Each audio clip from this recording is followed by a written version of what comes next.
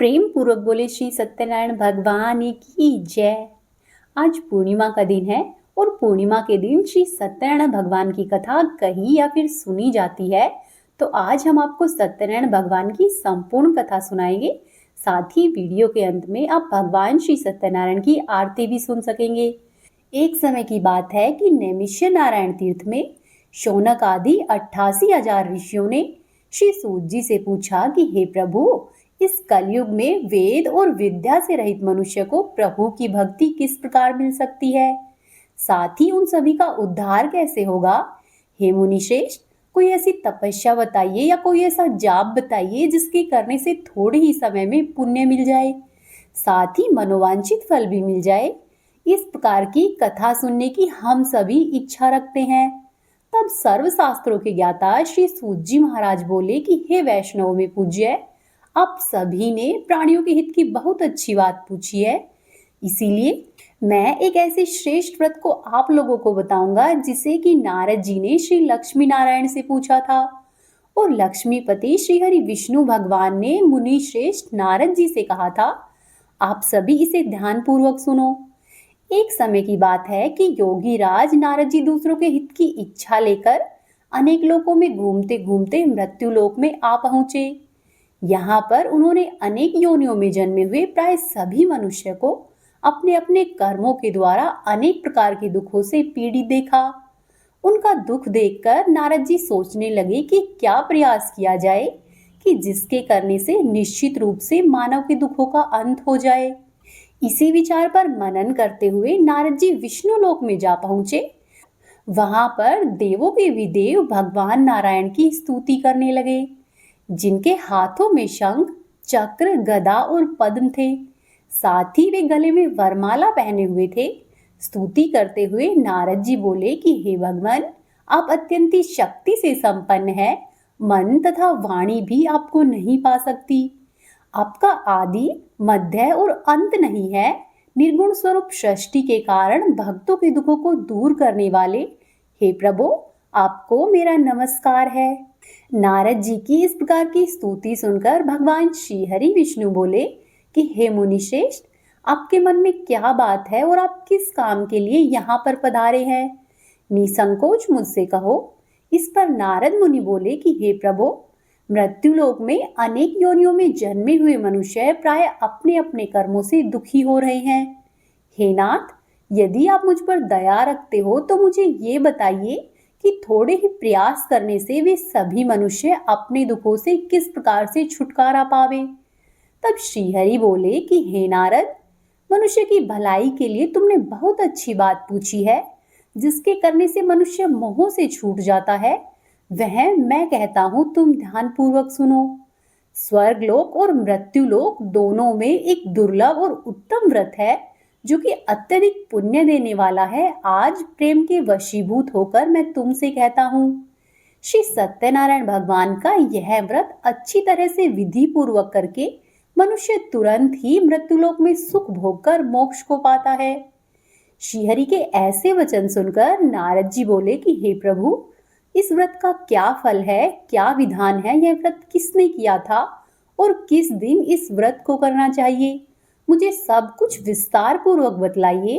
तब नारद की बात सुनकर श्रीहरि विष्णु भगवान बोले कि हे नारद, दुख और शोक को दूर करने वाला यह व्रत सभी स्थानों पर विजय दिलाता है। मनुष्य को भक्ति और श्रद्धा के साथ शाम के समय श्री सत्यनारायण भगवान की पूजा करके धर्म पारायण होकर ब्राह्मणों व बंधुओं के साथ करनी चाहिए।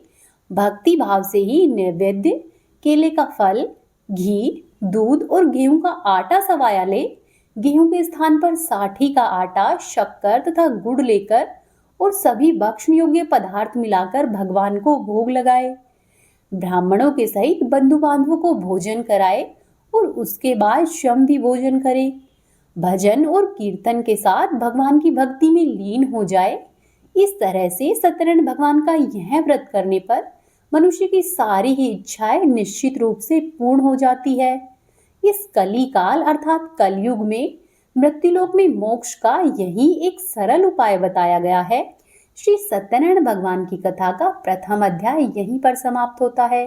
एक बार प्रेम पूर्वक बोले श्री सत्यनारायण भगवान की जय। अब आप सुनिए दूसरा अध्याय। श्री सूत जी बोले कि हे ऋषियों, जिसने पहले के समय में इस व्रत को किया था उसका इतिहास कहता हूँ, ध्यान पूर्वक सुनो। सुंदर काशीपुरी नगरी में एक अत्यंत ही निर्धन ब्राह्मण रहता था। भूख और प्यास से परेशान होकर वह धरती पर घूमता रहता। ब्राह्मणों से प्रेम करने वाले भगवान ने एक दिन ब्राह्मण का वेश धारण करके उसके पास जाकर पूछा कि हे विप्रवर, नित्य दुखी होकर तुम पृथ्वी पर क्यों घूमते हो? तब वह दीन ब्राह्मण बोला कि मैं निर्धन ब्राह्मण हूँ और भिक्षा के लिए धरती पर घूमता हूँ। हे भगवान, यदि आप इसका कोई उपाय जानते हो तो मुझे बताओ। तब वह वृद्ध ब्राह्मण कहता है कि श्री सत्यनारायण भगवान मनोवांछित फल देने वाले हैं, इसीलिए तुम ऐसा करो, उनकी पूजा करो। इसे करने से मनुष्य सभी प्रकार के दुखों से मुक्त हो जाता है। वृद्ध ब्राह्मण बनकर आए हुए श्री सत्यनारायण भगवान उस निर्धन ब्राह्मण को व्रत का सारा विधान बताकर स्वयं अंतर्ध्यान हो गए। ब्राह्मण मन ही मन सोचने लगा कि जिस व्रत को उस वृद्ध ब्राह्मण ने कहा है, मैं उसे अवश्य ही करूंगा। यह निश्चय करने के बाद उसे रात भर नींद भी नहीं आई। वह सुबह सवेरे उठा और भगवान सत्यनारायण के व्रत का निश्चय करके भिक्षा के लिए चल पड़ा। उस दिन उस निर्धन ब्राह्मण को भिक्षा में बहुत सा धन मिला, जिससे कि उसने अपने बंधु और बांधवों के साथ मिलकर श्री सत्यनारायण भगवान का व्रत संपन्न किया। भगवान श्री सत्यनारायण का व्रत संपन्न करने के बाद वह निर्धन ब्राह्मण सभी प्रकार के दुखों से छूट गया और अनेक प्रकार की संपत्तियों से युक्त हो गया। उसी समय से वह ब्राह्मण हर माह इस व्रत को करने लगा। इस तरह से भगवान सत्यनारायण के व्रत को जो भी मनुष्य करेगा वह सभी प्रकार के पापों से छूटकर अंत में मोक्ष को पाएगा। जो भी मनुष्य इस व्रत को करता है उसके सभी प्रकार के दुख दूर हो जाते हैं। तब श्री सूत जी बोले कि इस तरह से नारद जी ने श्री नारायण जी का कहा हुआ श्री सत्यनारायण का व्रत मैंने तुमसे कहा है। हे विप्रो, मैं अब और क्या कहूँ? तब सभी ऋषिगण बोले कि हे मुनिवर, संसार में उस निर्धन ब्राह्मण की बात सुनकर और किस किस ने इस व्रत को किया है, हम सब इसे सुनना चाहते हैं। हमारे मन में इसके लिए श्रद्धा भाव है। तब श्री सूत जी बोले कि हे मुनियों, जिस जिसने इस व्रत को किया है, अब तुम लोग वह सुनो। एक समय की बात है, वही ब्राह्मण धन और ऐश्वर्य के अनुसार अपने बंधु और बांधवों के साथ इस व्रत को करने के लिए तैयार हुआ। उसी समय एक लकड़ी बेचने वाला बूढ़ा आदमी आया और लकड़ियों को बाहर रखकर अंदर ब्राह्मण के घर में चला गया। प्यास से दुखी हुआ वह लकड़हारा उनको व्रत करते देखकर विप्रवर को नमस्कार करके पूछने लगा कि आप ये क्या कर रहे हैं और इसके करने से क्या फल मिलता है? कृपया करके मुझे सब बतलाइए। तब ब्राह्मण ने कहा कि सभी मनोकामनाओं को पूरा करने वाला यह सत्यनारायण भगवान का व्रत है और इनकी कृपा से ही मेरे घर में धन धान्य आदि की वृद्धि हुई है। विप्रवर से सत्यनारायण व्रत के बारे में जानकर लकड़हारा बहुत प्रसन्न हुआ। चरणामृत लेकर और प्रसाद खाने के बाद वह अपने घर पर गया। लकड़हारे ने मन ही मन संकल्प किया कि आज लकड़ी बेचने से जो भी धन मिलेगा उसी से मैं भगवान श्री सत्यनारायण का व्रत करूंगा। मन में इस विचार को लेकर बूढ़ा आदमी सिर पर लकड़ियां रखकर उस नगर में बेचने गया जिस नगर में धनी लोग रहते थे। उस नगर में उसे अपनी लकड़ियों का दाम पहले से 4 गुना अधिक मिला। बूढ़ा व्यक्ति प्रसन्नता के साथ दाम लेकर केले, शक्कर, घी, दूध, दही और गेहूं का आटा लेकर भगवान सत्यनारायण के व्रत की अन्य सामग्रियां लेकर अपने घर पर आ गया। वहां पर उसने अपने बंधु बांधवों को बुलवाया और विधि विधान से भगवान सत्यनारायण का पूजन किया और व्रत किया। इस व्रत के प्रभाव से वह बूढ़ा लकड़हारा धन और पुत्र आदि से युक्त होकर संसार के सभी सुखों को भोगकर अंत काल में वैकुंठ धाम की ओर चला गया। दूसरा अध्याय यहीं पर समाप्त होता है। एक बार प्रेम पूर्वक बोले श्री सत्यनारायण भगवान की जय। अब आप सुनिए तीसरा अध्याय। सूत जी बोले कि हे श्रेष्ठ मुनियों, अब आगे की कथा कहता हूँ, ध्यान पूर्वक सुनो। पहले समय में उल्कामुख नाम का एक बुद्धिमान राजा था। वह सत्यवक्ता और जितेंद्रिय था। प्रतिदिन ही देव स्थानों पर जाता और निर्धनों को धन देकर उनके कष्ट दूर करता। उसकी पत्नी कमल के समान मुख वाली और सती साध्वी थी। भद्रशिला नदी के तट पर उन दोनों ने भगवान श्री सत्यनारायण का व्रत किया। उसी समय साधु नाम का एक वैश्य आया। उसके पास व्यापार करने के लिए बहुत सा धन भी था। राजा को व्रत करते हुए देखकर वह विनय से पूछने लगा कि हे राजन, भक्तिभाव से पूर्ण होकर आप ये क्या कर रहे हैं? मैं सुनने की इच्छा रखता हूँ, कृपया मुझे बताइए। तब राजा बोला कि हे साधु, अपने बंधु बांधवों के सहित पुत्र आदि की प्राप्ति के लिए एक महाशक्तिमान भगवान श्री सत्यनारायण का व्रत और पूजन कर रहा हूँ। राजा के इस प्रकार के वचन सुनकर वह साधु आदर से बोला कि हे राजन, मुझे इस व्रत का सारा विधान कहिए। आपके कहे अनुसार मैं भी इस व्रत को करूंगा। मेरी भी संतान नहीं है और इस व्रत को करने से निश्चित रूप से मुझे संतान प्राप्त होगी। राजा से व्रत का सारा विधान सुनकर व्यापार से निवृत्त होकर वह अपने घर पर गया। साधु वैश्य ने अपनी पत्नी को संतान देने वाला व्रत कह सुनाया और कहा कि जब मेरी संतान होगी तब मैं इस व्रत को करूंगा। साधु ने इस तरह के वचन अपनी पत्नी लीलावती से कहे। एक दिन लीलावती पति के साथ आनंदित हो सांसारिक धर्म में प्रवृत्त होकर सत्यनारायण भगवान की कृपा से गर्भवती हो गई। 10वें महीने में उसके गर्भ से एक सुंदर कन्या ने जन्म लिया। वह कन्या दिनों दिन इस तरह से बढ़ने लगी जिस तरह से शुक्ल पक्ष का चंद्रमा बढ़ता है।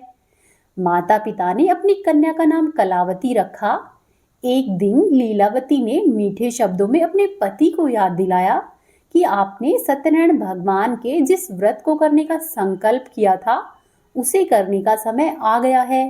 अब आप इस व्रत को करिए। तब वह साधु अपनी पत्नी से बोला कि हे प्रिय, इस व्रत को मैं अपनी पुत्री के विवाह पर करूंगा। इस प्रकार अपनी पत्नी को आश्वासन देकर वह नगर को चला गया। कलावती पिता के घर में रहती हुई दिन प्रतिदिन बड़ी होने लगी। साधु ने एक बार नगर में अपनी कन्या को सखियों के साथ खेलते हुए देखा तो तुरंत ही दूत बुलाया और दूत से कहा कि मेरी कन्या के योग्य कोई वर देखो। साधु की बात सुनकर दूत कंचन नगर में पहुंचा और वहां पर देखभाल करके लड़की की सुयोग्य एक वाणिक पुत्र ले आया। सुयोग्य लड़के को देखकर साधु ने बंधु बांधवों को बुलाकर अपनी पुत्री का विवाह कर दिया। लेकिन दुर्भाग्य की बात ये रही कि साधु ने अभी भी भगवान श्री सत्यनारायण का व्रत नहीं किया। इस पर श्री भगवान क्रोधित हो गए और श्राप दिया कि साधु को अत्यधिक दुख मिले। अपने कार्य में कुशल साधु बनिया जमाई को लेकर समुद्र के पास स्थित होकर रत्नासारपुर नगर में गया। वहां पर जाकर दामाद और ससुर दोनों ने मिलकर चंद्रकेतु राजा के नगर में व्यापार किया। एक दिन की बात है कि भगवान सत्यनारायण की माया से एक चोर राजा का धन चुराकर भाग रहा था। उसने राजा के सिपाहियों को अपना पीछा करते हुए देखकर चुराया हुआ धन वहां पर रख दिया जहां पर साधु अपने जमाई के साथ ठहरा हुआ था। राजा के सिपाहियों ने साधु वैश्य के पास राजा का धन पड़ा हुआ देखा तो वे ससुर और जमाई दोनों को बांधकर प्रसन्नता पूर्वक राजा के पास ले गए और राजा से कहने लगे कि हे राजन, हम इन दो चोरों को पकड़कर लाए हैं, आगे की कार्यवाही की आप आज्ञा दे। राजा की आज्ञा से उन दोनों को कठोर कारावास में डाल दिया गया और उनका सारा धन भी छीन लिया गया। श्री सत्यनारायण भगवान के श्राप से साधु की पत्नी भी बहुत दुखी हुई। घर में जो भी धन रखा था उसे चोर चुरा ले गए। शारीरिक तथा मानसिक पीड़ा व भूख और प्यास से अत्यधिक दुखी होकर अन्न की चिंता में कलावती एक ब्राह्मण के घर पर गई। वहां पर उसने श्री सत्यनारायण भगवान का व्रत होते हुए देखा। फिर कथा भी सुनी और प्रसाद ग्रहण करके रात के समय घर पर वापस आई। माता ने कलावती से पूछा कि हे पुत्री, अब तक तुम कहाँ थी और तेरे मन में क्या है? तब कलावती ने अपनी माता से कहा कि हे माता, मैंने एक ब्राह्मण के घर में श्री सत्यनारायण भगवान का व्रत देखा है। कन्या के वचन सुनकर लीलावती भी भगवान के पूजन की तैयारी करने लगी। लीलावती ने परिवार और बंधुओं के सहित भगवान श्री सत्यनारायण का पूजन किया और व्रत रखा। साथ ही वरदान भी मांगा कि हे प्रभु, मेरे पति और जमाई शीघ्र ही सकुशल घर पर आ जाए। साथ ही यह भी प्रार्थना की कि हे प्रभु, हम सभी का अपराध क्षमा करो। श्री सत्यनारायण भगवान इस व्रत से संतुष्ट हो गए और राजा चंद्रकेतु को सपने में दर्शन देकर कहा कि हे राजन, तुम उन दोनों वैश्य को छोड़ दो। तुमने उनका जो भी धन लिया है उसे वापस कर दो। अगर तुमने ऐसा नहीं किया तो मैं तुम्हारा धन, राज्य और संतान सब कुछ नष्ट कर दूंगा। राजा को यह सब कहकर भगवान अंतर्ध्यान हो गए। प्रातःकाल सभा में राजा ने अपना स्वप्न सुनाया और फिर बोले कि उन वाणिक पुत्रों को कैद से मुक्त करके सभा में ले आओ। दोनों ने सभा में आते ही राजा को प्रणाम किया। राजा मीठी वाणी में बोला कि हे महानुभाव, भाग्यवश ऐसा कठिन दुख मिला है, लेकिन अब तुम्हें कोई भय नहीं है। ऐसा कहकर राजा ने उन दोनों को नए नए वस्त्र आभूषण पहनाए और उनका जितना भी धन लिया था उससे दुगना धन वापस कर दिया।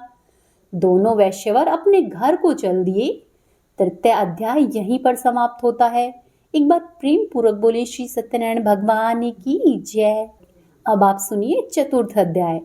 श्री सूत जी बोले कि हे ऋषियों, उस वैश्य ने मंगलाचार करके अपनी यात्रा आरंभ की और अपने नगर की ओर चल दिया। उनके थोड़ी दूर जाने पर एक दंडी वेशधारी श्री सत्यनारायण भगवान ने उनसे पूछा कि हे साधु, तेरी नाव में क्या है? तब वह वाणिक हंसता हुआ बोला कि हे दंडी, आप क्यों पूछते हो? क्या धन लेने की इच्छा है? मेरी नाव में तो केवल बेल और पत्ते ही भरे हुए हैं। वैश्य के इतने कठोर वचन सुनकर भगवान बोले कि तुम्हारा वचन सत्य हो। दंडी ऐसे वचन कहकर वहां से दूर चले गए। कुछ दूर जाकर समुद्र के किनारे पर बैठ गए। दंडी के जाने के बाद साधु वैश्य ने नित्य क्रिया की और उसके बाद नाव को ऊंची उठी देखकर अचंबा किया और नाव में बेल और पत्ते आदि देखकर वह मूर्छित होकर जमीन पर गिर पड़ा। मूर्छा खुलने पर अत्यंत शोक में डूब गया। तब उसका दामाद बोला कि आप शोक नहीं मनाए, यह दंडी का ही श्राप है, इसीलिए हमें उनकी शरण में जाना चाहिए, तभी हमारी मनोकामना पूरी होगी। दामाद की बात सुनकर वह दंडी के पास पहुंचा और अत्यंत भक्ति भाव से नमस्कार करके बोला कि मैंने आपसे जो जो असत्य वचन कहे थे उनके लिए मुझे क्षमा कर दो। ऐसा कहकर और महान शोकातुर होकर मैं रोने लग गया। तब दंडी भगवान बोले कि हे वाणिक पुत्र, मेरी आज्ञा से बार बार तुझे दुख मिला है। तू मेरी पूजा से विमुख हुआ है, इसीलिए ऐसा हुआ। तब साधु बोला कि हे भगवान, आपकी माया से ब्रह्मादि देवता भी आपके रूप को नहीं जानते, तब मैं अज्ञानी कैसे जान सकता हूँ? हे प्रभु, आप प्रसन्न होइए और अब मैं अपनी सामर्थ्य के अनुसार आपकी पूजा करूंगा। आप मेरी रक्षा करो और पहले के समान नौका में धन भर दो। साधु वैश्य के इस प्रकार के भक्ति भाव पूर्वक वचन सुनकर भगवान प्रसन्न हो गए और उसकी इच्छा के अनुसार वरदान देकर अंतर्ध्यान हो गए। फिर ससुर और जमाई दोनों ही जब अपनी नाव पर आए तो नाव धन से भरी हुई थी।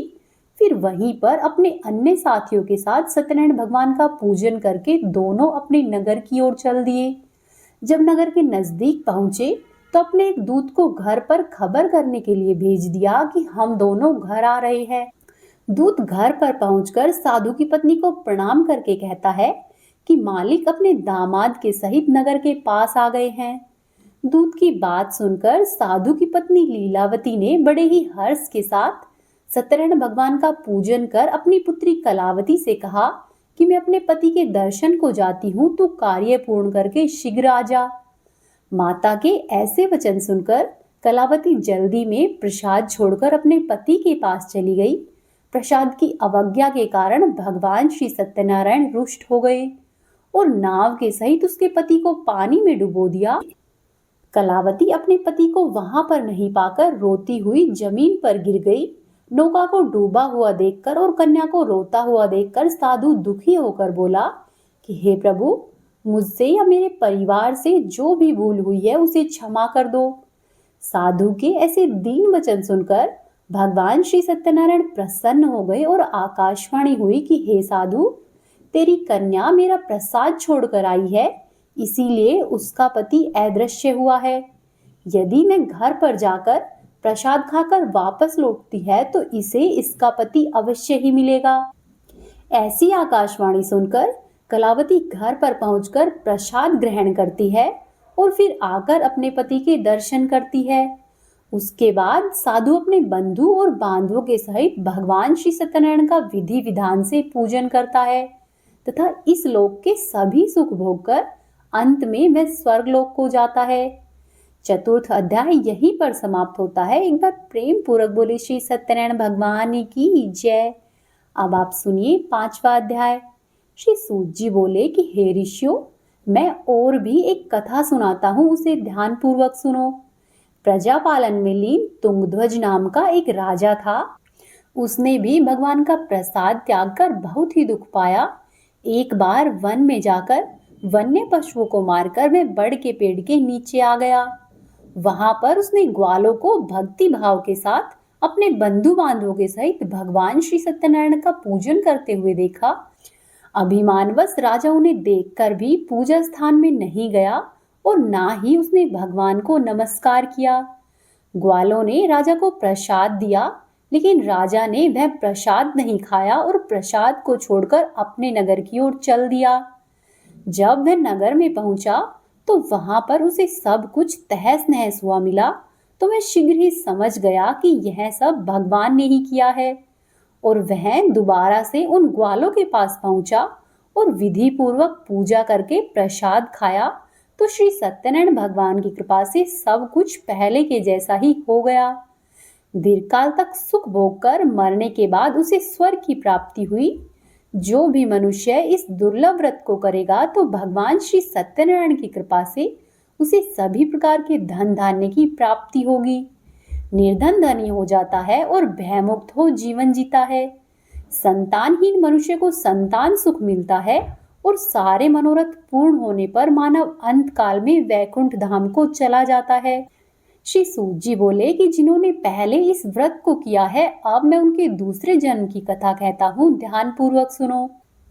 वृद्धशतानंद ब्राह्मण ने सुदामा का जन्म लेकर मोक्ष को पाया और जो वह लक्कड़हारा था उसने अगले जन्म में निषाद बनकर मोक्ष को पाया।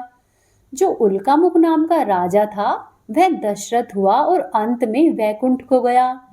साधु नाम का जो वैश्य था वह मोरध्वज बनकर अपने पुत्र को आरे से चीरकर मोक्ष को प्राप्त हुआ और महाराज तुंगध्वज ने शंभु होकर भगवान में भक्ति युक्त होकर कर्म करके मोक्ष को पाया। 5वां अध्याय यहीं पर समाप्त होता है। एक बार प्रेम पूर्वक बोले श्री सत्यनारायण भगवान की जय। अब आप सुनिए श्री सत्यनारायण भगवान की आरती। ओम जय लक्ष्मी रमणा, स्वामी जय लक्ष्मी रमणा।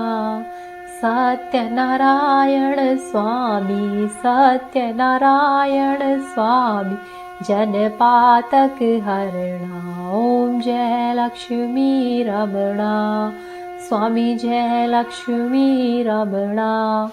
रतन जड़ित सिंहासन, अद्भुत छवि राजे, प्रभु अद्भुत छवि राजे। नारद करत निरंतर, नारद करत निरंतर, घंटा ध्वनि बाजे। ओम जय लक्ष्मी रमणा, स्वामी जय लक्ष्मी रमणा। प्रकट भये कलि कारण, द्विज को दर्श दियो, प्रभु द्विज को दर्श दियो। बूढ़ा ब्राह्मण बन के, बूढ़ा ब्राह्मण बन के, कंचन महल कियो। ओम जय लक्ष्मी रमणा, स्वामी जय लक्ष्मी रमणा। दुर्बल भील कराल, जिन पर कृपा करी, प्रभु जिन पर कृपा करी। चंद्रचूड़ एक राजा, चंद्रचूड़ एक राजा, तिनकी विपत्ति हरी। ओम जय लक्ष्मी रमणा, स्वामी जय लक्ष्मी रमणा। वैश्य मनोरथ पायो, श्रद्धा तज दीनी, प्रभु श्रद्धा तज दीनी। सो फल भोग्यो प्रभु जी, सो फल भोग्यो प्रभु जी, फिर स्तुति कीनी ओम जय लक्ष्मी रमणा। स्वामी जय लक्ष्मी रमणा। भाव भक्ति के कारण छिन छिन रूप धर्यो, स्वामी पल पल रूप धर्यो। श्रद्धा धारण कीनी, श्रद्धा धारण कीनी, तिनको काज सर्यो ओम जय लक्ष्मी रमणा। स्वामी जय लक्ष्मी रमणा। ग्वाल बाल संग राजा वन में भक्ति करी, प्रभु वन में भक्ति करी। मन वांछित फल दीनो, मन वांछित फल दीनो, दीन दयाल हरि ओम जय लक्ष्मी रमणा। स्वामी जय लक्ष्मी रमणा। चढ़त प्रसाद सवायो कदली फल मेवा, प्रभु कदली फल मेवा। धूप दीप तुलसी से, धूप दीप तुलसी से, राजी सत्य देवा ओम जय लक्ष्मी रमणा। स्वामी जय लक्ष्मी रमणा। श्री सत्यनारायण जी की आरती जो कोई नर गावे, प्रभु प्रेम सहित गावे। रिद्धि सिद्धि सुख संपत्ति, रिद्धि सिद्धि सुख संपत्ति, सहज रूप पावे ओम जय लक्ष्मी रमणा। स्वामी जय लक्ष्मी रमणा। सत्यनारायण स्वामी जन पातक हरणा ओम जय लक्ष्मी रमणा। स्वामी जय लक्ष्मी रमणा। बोले श्री सत्यनारायण भगवान की जय। जय श्री हरि। ये थी आज की कथा और आरती। उम्मीद है आपको पसंद आई होगी। वीडियो को लाइक करें, चैनल को सब्सक्राइब करें और कमेंट बॉक्स में जय श्री सत्यनारायण भगवान अवश्य ही लिखें।